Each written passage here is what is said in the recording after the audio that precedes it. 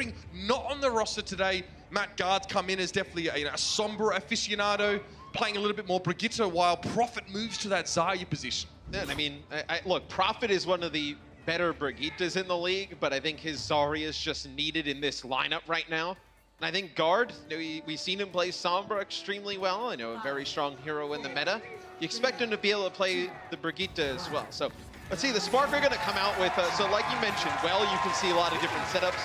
You do still have 3 supports with Zen, Lucio, and Brigitte. You're going to have a tank combination here of the Orisa plus D.Va, and then you're going to play around Godspeed's McCree, see if he can get some picks at range. It is really hard to shift a composition like Hangzhou's off of the point.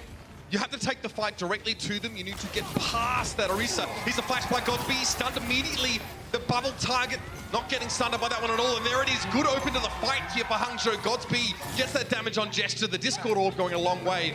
And Guard over the edge early. You see, you saw Bazzi go over the edge there. He had to use the shield bash to get back onto the map. But the combination that the Spark have right now, usually when you play Brigitte and McCree, you want the other team to dive you. That's what London has to do here with their Winston-based composition. It makes it even harder to dive the Brig in McCree when you have no Smite playing Orisa. Orisa can fortify, she can use the halt. Really great shield time. You see the halt used there to just wrap everybody up. No Smite taking a little bit more damage than he otherwise would have liked, though. He needs to take a sidebar, but the flank is there. But Ocean saw the vulnerable Orisa and took his opportunity when it came, and that will open up this point for the Spitfire to retake. A team that has shown that they prefer not to play tanks if they can afford it. Going up against a team like Hangzhou, who definitely will play their own thing whenever. London look a lot more comfortable, though, playing that standard setup. And the Spark just kind of played into exactly what London wanted them to do. When you play that Orisa, Brigitte, McCree comp, you want to stand your ground. You don't want to start to back up. What do? As soon as the dive comes in, they start to back up, they start to separate. That's the type of thing that London wanted to get going. I mean, No Smite took too much damage early in that fight, forced him out of position. So, Gesture in over the top. Oh, Bazzi's in trouble! No help for him! Not as self-sustainable as he otherwise would have liked to have been. Normally you don't chase a Brigitte down like that one, but he got the drop on it. And London preempting that fight from Hangzhou, catching them on the wrong foot. But London does use Rally and Transcendence at the same exact time. What are your thoughts about that, Matt? It may just be a little bit of a miscommunication, because like we mentioned, Guard comes in, plays the Brigitte. You probably don't want to stack both of those ultimates, because now the Spark have a big advantage. All 3 support ultimates just against Nuss's sound barrier. You do have the Graviton Surge of Prophet here. Maybe you can force out 1 or 2 support ults. See how it plays out. Again, Gesture to the high ground. Notice he doesn't commit to the low ground. Just giving a tickle right now. That's the Graviton Surge. Self-destruct thrown in behind them. Guard's already down. London needed to clean that fight up early. Now they're in trouble. Try and perhaps stall out the point for as long as they possibly can, but they don't want to commit extra ultimates to this fight. They're not going to be too upset. Gesture says, okay, I'll go for the Primal Rage. Sound barrier here. The Spitfire actually want to commit to this fight now. In the absence of anything else, over the edge goes Bazzi. And Gesture had a moment in the back line there, but good peel from Hangzhou. London Spitfire still control this point. They want to elongate this fight, make it costly for Hangzhou, and force them to really commit. Yeah, the Primal Rage allows Gesture to stay alive. He gets really creative with the movement. So you see the self-destruct just used here by Rhea on the point, just trying to clear it out. London Spitfire looking really good to close out this first point. Composure that the Spitfire were missing over the last week or so seems to have returned, at least on this map. Has he a little bit low? Can't be the frontliner he'd like to be on Brigitte, and there it is. Graviton, IDK just gets munched. And No Smite wasn't far behind. Now Bazzi has to step forward, and the Hangzhou Spark are forced into a disappointing trickle onto the point. Transcendence there from Bidoshin keeps Prophet nice and topped up, and another Primal Rage from Gesture. Much better match from him so far, and overtime is done. Starting on the right foot of the London Spitfire, but the Spark out of the wrong side of the bed this morning by the looks of things. The Orisa composition does not pay off. London pressure and get results. Next round is right around the corner.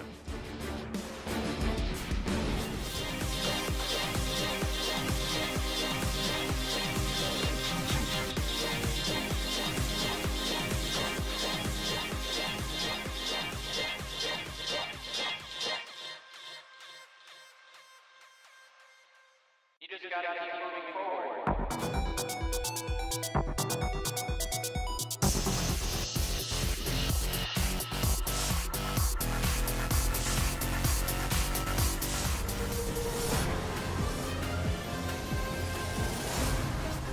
One down, one to go for the Spitfire. That engine's really starting to get running here on Sunday afternoon now, I suppose. Although it's esports morning for those that are familiar with it. We'd like to sleep in. Yeah, video gamer hours. Morning can go all the way up till 5 p.m. in the afternoon. We don't join the rest of society, really. No. You know what's interesting about this series is that London, obviously, you know, going through some adversity a little bit earlier in the season. And I would say the same with Spark, losing their match the other day. I think the biggest thing, though, is the experience, right? London kind of went through it all last year, right? The ups and downs, they know how to deal with it. Spark, being one of the newer expansion teams to the league, it's kind of like their first run at it, right? You lose that match to Houston the other day. It's like, how do you bounce back? You kind of got to learn by the by trial here if you're Spark. Teams will have to do that multiple times. It's a long season. They're going to have to be able to be resilient enough to deal with the setbacks that come along the way.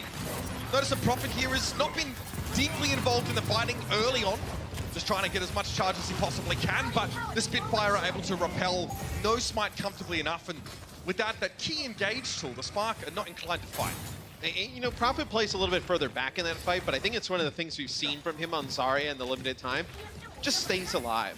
And it's so important on Zarya to stay alive. You keep your average energy, you know, your energy is directly tied to your damage. It's so important as he's going to get close to building up this grab here. You know, 80% turns into, you know, 90% pretty quick, as you see, you know, just those alternate fires just chunking players down. I mean, Prophet's looking very comfortable in this position. Gesture, primer rage, but look at how low he is. It's likely that the Spark turned on him as soon as he used that ultimate early. Bidoshin gets 2 quick kills in the meantime. And you see the Spitfire just go one by one. Okay, Gesture's now going to be the object of the enemy's attention. Prophet's going to charge up his shield. Now Prophet's going to start fighting. Well, Bidoshin now is freed up to do damage. Everyone on the Spitfire here in their own right is able to change the fight. And now they've got some big ultimates just to really impact the next engagement. 49% to 0, that's the grab, man. And going through that small choke, you know the other team has the Graviton Surge. There's nothing you can do about it there. Prophet lays down the grab, and it's going to be, it's going to be Godsby using the grab here for the Spark as they want to fight this. Very aggressive, but it may not have worked out for them here, showing that same tendency as Chengdu, who we saw last night or previously, that just didn't want to give up fights when they were ostensibly lost. The Spitfire say, okay, well, we commit our transcendence to your Graviton. It's a 1-for-1 trade, and we back up. We still have a sound barrier. I mean, already at 80% here for London, and the Spark go over, and they're going to play a Reinhardt-based comp here. They're just trying to take advantage of Gesture, but Gesture's going to have Primal Rage to stay alive all the way through this. Every single fight, he's been able to go Mad Monkey mode whenever he's really wanted. Self-destruct dropped in by the Spitfire. It didn't find any target, but it split the Spark up. And Gesture is only adding to that displacement of their backline. Hangzhou like a bit of chaos, but they can't even get their ducks in a row in order to take this fight, and they're running out of time. They get a touch now. Ria drops in and then drops right on out very quickly. Got a quick bubble, but the Spitfire don't really damage it that much. That's the Graviton Surge, and No Spite is in the middle of it. It's a Maelstrom, and he won't be conscious to see the end of this one. It's gonna be Godsby, personal shield, knocked away on the point. 99 to 0 to Spitfire. Much better on map 1 in this series, and they take it with ease. It is all London here at map number 1. You know, 30 kills to 4 in favor of the London Spitfire. That's the dominance we saw last year. No doubt about it. We got a break coming up, ladies and gentlemen. More to come on your Sunday. Strap yourself in. It's going to be a bumpy ride. We'll see you in a bit.